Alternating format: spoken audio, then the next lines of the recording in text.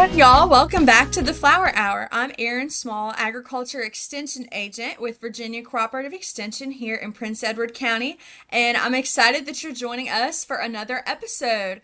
Be sure to like or give our episode a follow if it's something that you're enjoying listening to, and feel free to share with your friends and other flower and horticulture lovers.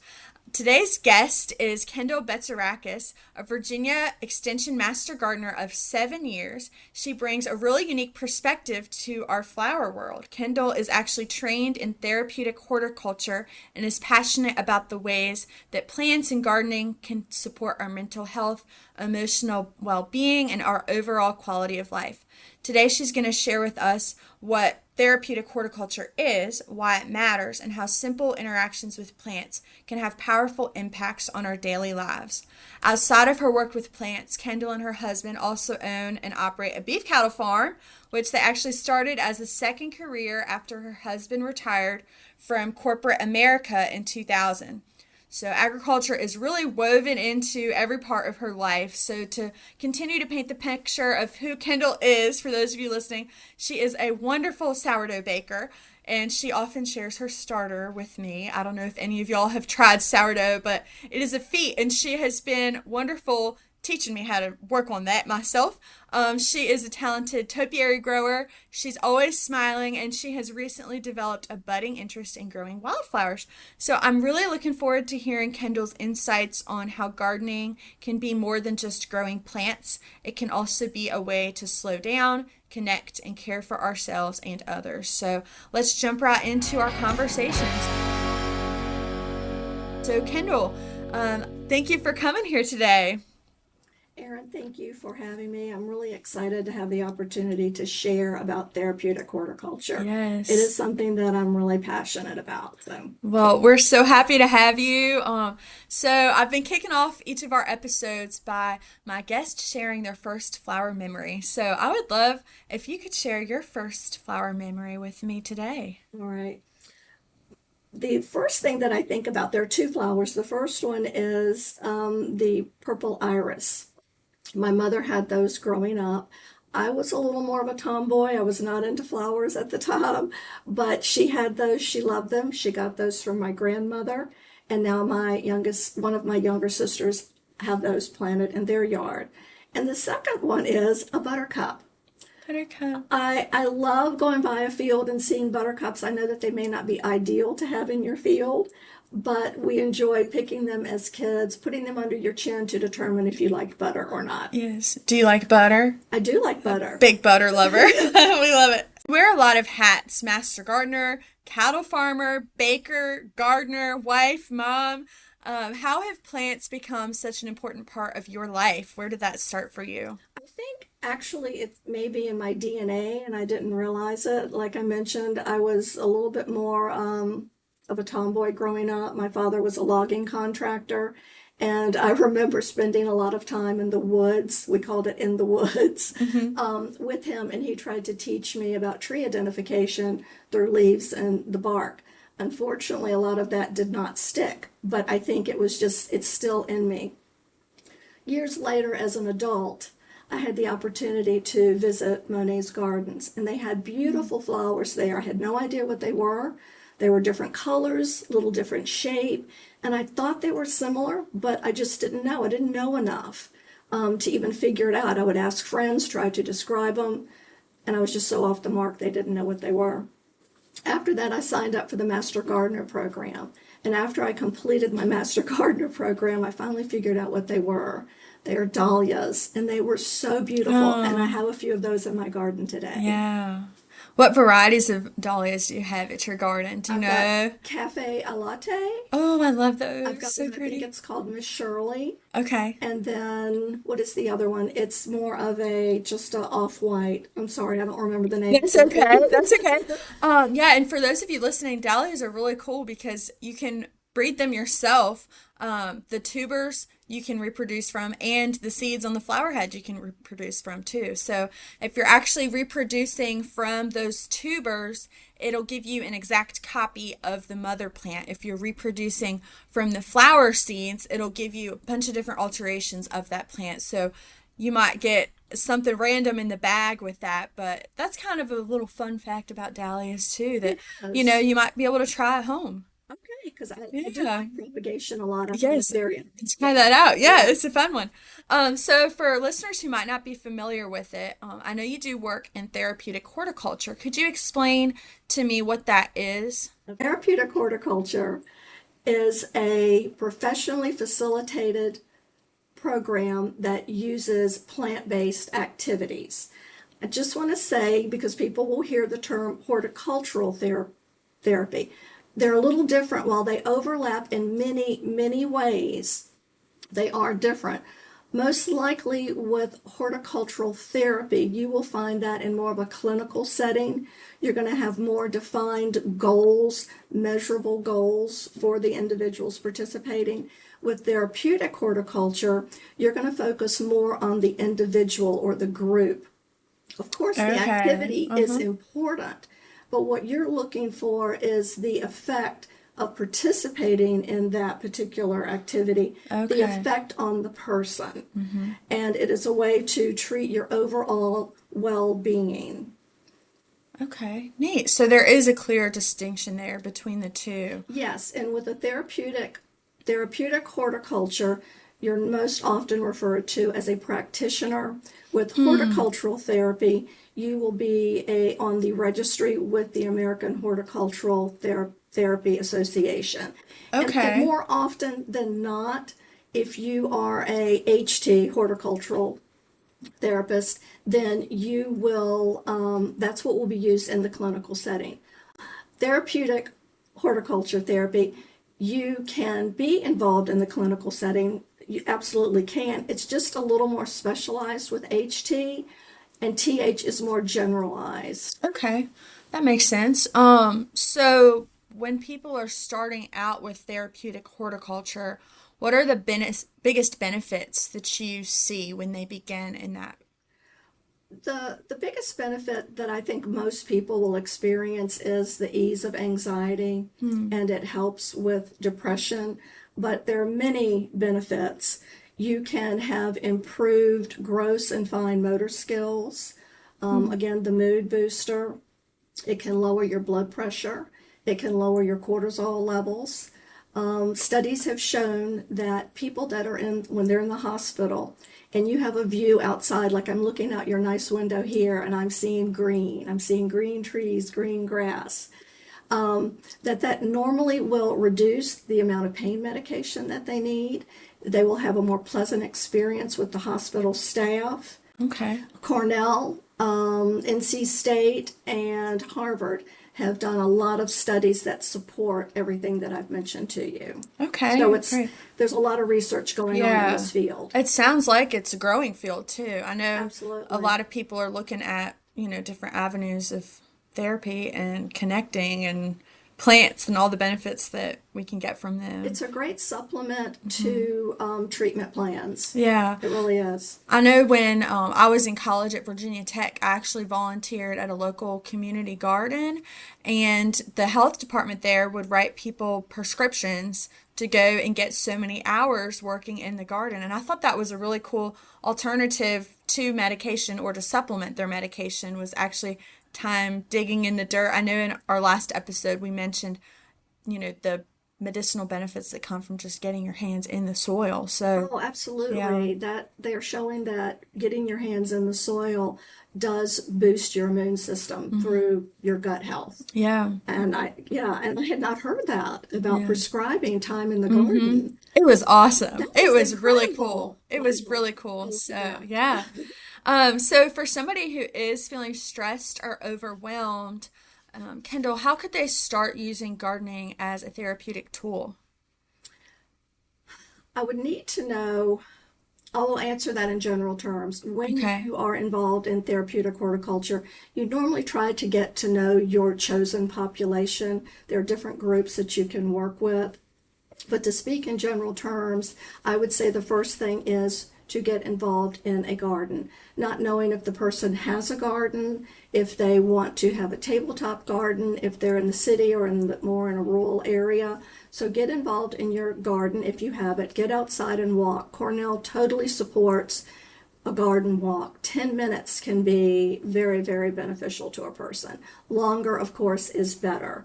So get involved with your garden. You can start seeds, watch those grow. That gives people a sense of accomplishment. Sometimes it takes the focus off of what's going on in their life and it places it onto something healthy that they are helping to nurture.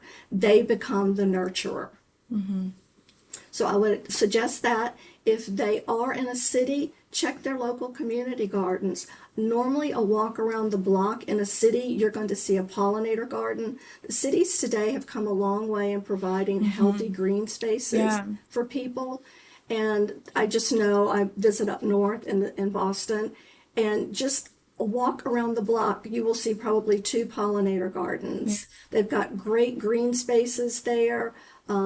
They have community gardens that will support ADA so that people in Mm-hmm. wheelchairs can get in there. So get Yeah. involved. Tabletop gardening is another great thing, even a small hydroponic unit on your kitchen Mm-hmm. table. And if none of Absolutely. those things are in the budget, even looking through a good gardening magazine has benefit. Mm-hmm. If you're walking through the grocery store, and again, depending on what your budget is, just stroll through the produce section. They normally have live herbs there. Mm-hmm. Just Yep, go through that's there, true. walk by them, just kind of take in the sight and the smell. Yeah. And I think you will see that there's just a little change in your spirit there. Yeah, absolutely. I know here in Farmville, they've got an herb garden for the community to enjoy by our farmers market that, it's an 8 by 10 space, but it's packed full of herbs. And I think for people that live in a more urban setting, even though it's a small town of Farmville, Yeah, they still may not have access to land to experience herbs. So it's true. it's pretty cool. Yeah.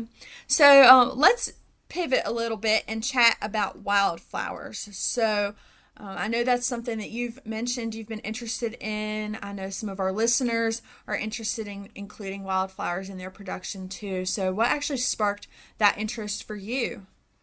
Actually, Erin, last year, Virginia Cooperative had a class presentation on wildflowers led by you. And I had no idea that it was something that I could do as easily as I did. I see the beauty in the wildflowers for therapeutic horticulture because of the whimsical, carefree Mm-hmm. way the flowers grow. Yeah, So, yeah, it was through VCE and through your class that I got me love that. interested in that. Yeah, I had no idea when I came to the class. I was like, this is really interesting. Yeah, And yeah. I planted seeds last spring and I had a great wildflower patch. It was Oh, beautiful. I'm so glad to hear that. Yeah. I'm so glad to hear that. So yeah, for y'all listening, native wildflower meadows are a beautiful and ecologically powerful way to support our native pollinators, our native plants. They also can improve soil health and reduce the need for traditional lawn maintenance. I know of a couple homeowners that have actually converted their lawns into wildflower native grass spaces. So that is something you could consider too. One of the most important steps in establishing a meadow is selecting your site, preparing your site, knowing that it might take a couple years to get that meadow into a manageable place. So a sunny, well-drained area is kind of what you're looking for, and it's critical to reduce or to remove existing grass and weeds. So you could do that through a chemical control, through mechanical control, physical control. So new seedlings aren't competing for resources during their establishment. So I think plant knowledge and selection is really important because you might go to your local seed and feed store and they might sell you a blend of wildflower seeds that aren't even native to the southeastern part of the United States. So really, flip that bag over that you're looking at, see how much square footage it takes up because that'll help you too figure out how much seeds you need for your site and then see what kind of seeds are actually in that bag because you might need to double up on bags if you know that half the seeds that are in it may not even grow in your area. So I think a successful meadow will take a nice blend of native plants and grasses and wildflowers so that you have long-term color in your space too. So yeah, those are just a few little tips and tricks about the wildflower meadow, but I think that they're great to support biodiversity and giving back to a pretty landscape. So I guess how do wildflowers fit into your vision of gardening for your well-being? I think I like the fact for me it was somewhat of a simple process. I agree. I mean, given some great tips. You need to make sure that you're getting plants that are for your growing zone, your Mm-hmm. area. But as I mentioned, it is the free movement of a lot of those wildflowers that Mm-hmm. to me is very therapeutic for people. It did not require a lot of money. I had a spot that was already bare, Mm. and correct me if I'm wrong, but you don't have to have a high quality soil for That's wildflowers. correct. Yeah. And that's another beautiful part of this. Mm-hmm. Put it in a spot that you don't have the best soil. Mine germinated fairly easy, and it's going back to seed starting. Planting something from seed and watching it grow, you're sort of nurturing it with minimal upkeep. There was no fertilizer that was required. Mm-hmm. You do have to water, but they're somewhat drought tolerant, Mm-hmm. unless I'm off on that one. And then I like the fact that if you get some that you can mix in a few of the cut and come again varieties, Mm-hmm. you can actually cut those, bring them in, have some in a vase in your home. Better yet, share it with a neighbor, share it with someone who doesn't have a gardening space. Yeah. So I just think it's somewhat easy and inexpensive. You can do it in a 4x4. You don't have to have a meadow. You can just Mm-hmm. have what I call a wildflower patch. Yeah, and I think too, thinking about them, you want to plant them densely because that'll suppress other weeds that could be growing in that bare spot. So that's something to think about too. And I know a lot of our listeners are flower growers or maybe are floral designers, and there's a big trend in wedding work this day and age for a wildflower look. So that's something you could consider as kind of a low input investment into your flower production too, is putting wildflowers in. Yes. So, yeah. So, Kendall, you also do topiary work. That is your forte. It's something I have not practiced myself. I know it takes a lot of patience and design, creativity. It's an art. That process must feel therapeutic for you too. It is therapeutic. It has been a healthy challenge for me, and that's very therapeutic to take on something and feel like you've mastered it. That's not implying that I know everything about topiaries, but so far I'm learning a lot, and I have really enjoyed it. I do now when I see different plants, different shrubs, it's automatically, can I turn that into a topiary?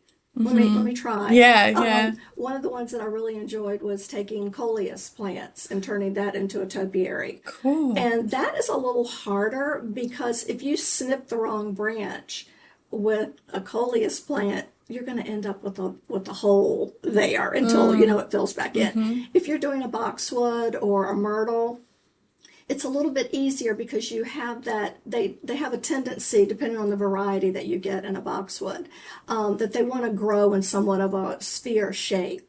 So it's Mm-hmm. a little bit easier to follow that with your eye as you're trimming. But the coleus is that's a little more of a challenge. So Oh, I've enjoyed it from that standpoint. I love the trimming and the shaping part of that. It's very satisfying to see something that's somewhat a little bit raggedy and misshapen, and you get in there with your pruners, and then you step back and you're like, okay, I did a good job with that. And that yeah, falls under therapeutic horticulture as a sense of yeah. accomplishment. Yeah. And I've been thinking a lot lately about joy and there's so much we can be joyful about. And you're saying that your topiary that brings you joy. I think just waking up in the morning, that can bring us joy. The fact that my car started today, that can bring me joy. Yes. And I think that, we're all looking for ways to find joy. So if somebody was looking for that in topiary, what would you say would be an easy place to start? If you get a vining plant and just get a round form, you can get them off Amazon. Some people will make them out of a coat hanger. So it's basically, Oh, it's going to be a flat circle. uh-huh. You can use mint. Mint is wonderful because Mm, it smells so good and it's a rich, deep green. You yeah. can use ivy. If you have the right ivy, you can actually overwinter it outdoors. Huh. And so just start training that on that wire. And then if you want to make it a little more bougie, then you get some really small fairy lights and add those to Oh it. yeah. And they really are very, very pretty, and they're relatively easy to do, and it's a quick turnaround. It's not like a boxwood or a myrtle Yeah. that requires years of growing. Yeah. You can do that in a summer. Neat. Yeah. So it's quick joy with that. Yes, I love quick it. joy. Quick joy. So if someone is coming to you being devil's advocate and they're skeptical that gardening can even be therapeutic, what would you want them to see or experience for themselves? I would ask that they would come with an open mind. I would Mm-hmm. try to find out what their garden situation was. Again, do they have a garden? Are they looking to start a garden? What their budget is, that type of thing. Also, what exactly are they, or maybe what they're skeptical about. Do they really think that it can lower blood pressure? Do they think it can lower cortisol levels? If those are there, if that's where their skepticism lies, then I would encourage them to do some research. They can check the American Horticultural Society Association. They can research Harvard, Cornell, NC State, their state ag school, and look for that data. If they're data driven, and that's what would help put their mind at ease, then I would suggest that route. My first thought, though, is to be open minded and just try it. Take a walk in a garden. Be open to the sights and sounds and the smells that are around you.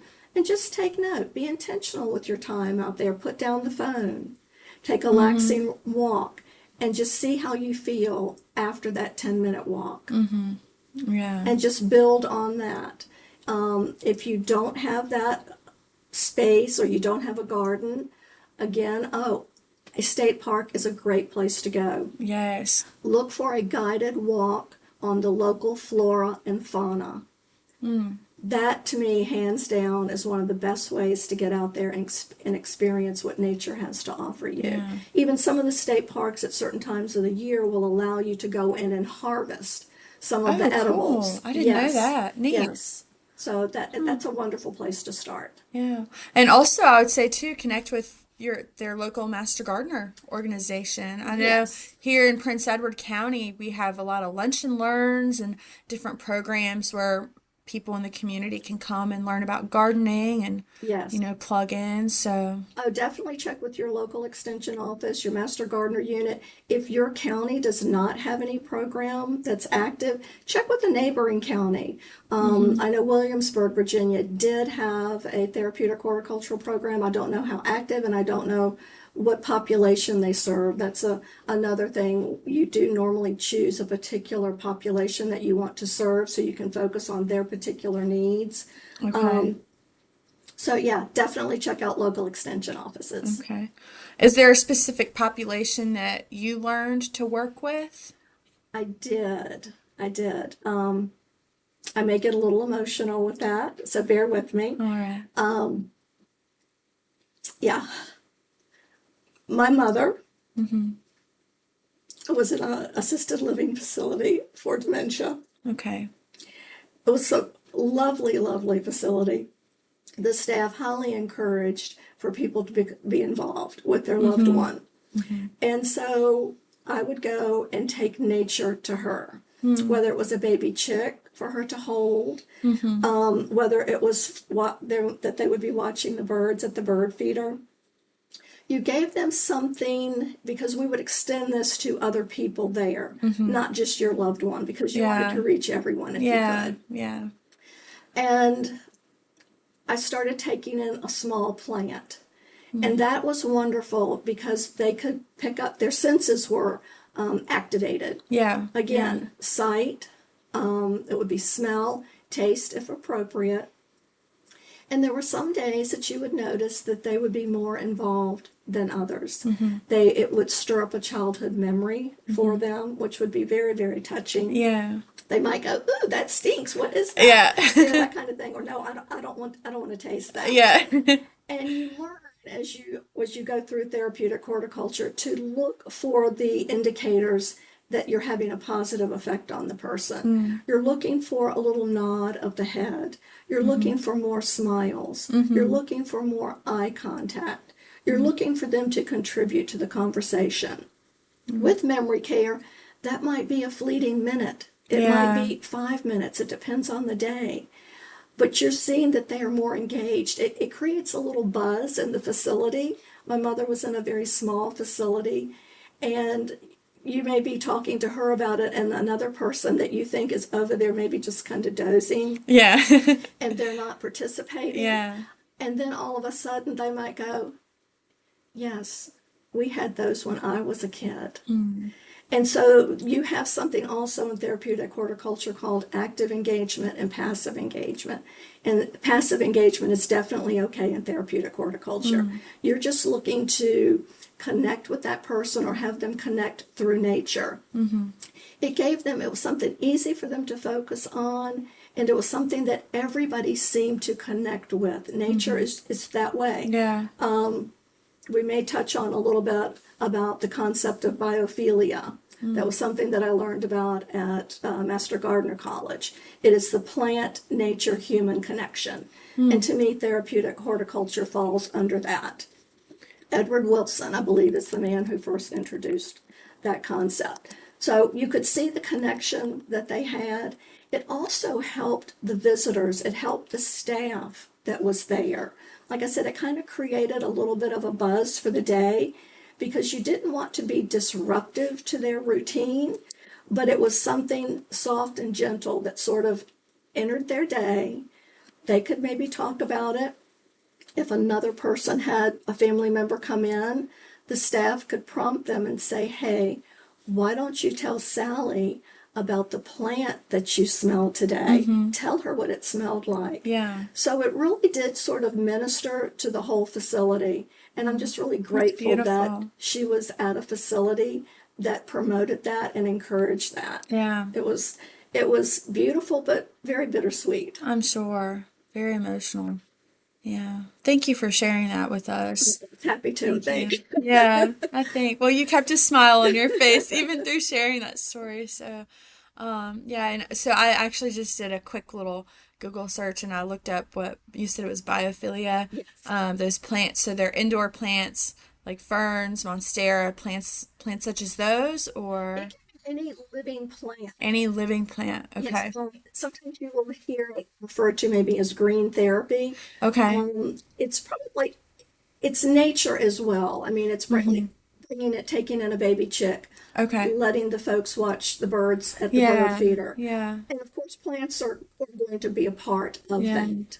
I love that. So it's actually saying on here, yeah, as you mentioned, the key benefits are including reducing anxiety, boosted productivity by up to 15%, Yes, increased creativity, and better air quality through increased oxygen. I guess that would be with the plants. It yes, also says they can reduce fatigue and speed up healing, yes. which is very evident through your experience, and I Oh, know yeah. experiences I've had as well working with elderly populations Yeah, and and that is my nature. chosen area is Hmm. the elderly. Yeah. And it doesn't have to be memory care, but studies also show that the elderly in rural areas have a higher risk for experiencing loneliness and Mm. isolation. And if Yeah. you have a plant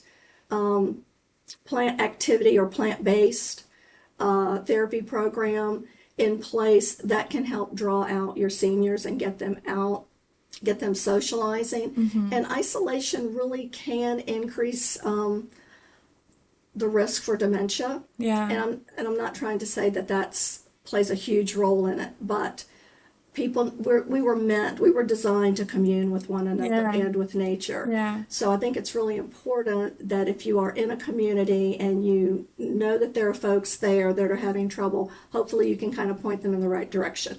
I like to share if I'm at the supermarket or if I'm at Lowe's looking for a plant. Hmm. Definitely if I see an elderly person, it's great for them to share their wisdom. Hmm. They love feeling like what they have to say is still valued. Absolutely. Yeah. And there are times when they want to ask you, well, what do you think? Hmm. And again, it's that connection over a green plant. Hmm. And I just feel like if you can touch someone's day and make it a little brighter, Yeah. why not do it? Absolutely. And it's, that sense of purpose too, giving someone a Yes. sense of purpose, caring for something, or giving advice to you or I. Yes. Um, so yeah, is there anything else that you'd like to share with us before we close out today about your experiences with therapeutic gardening, horticulture, all the things?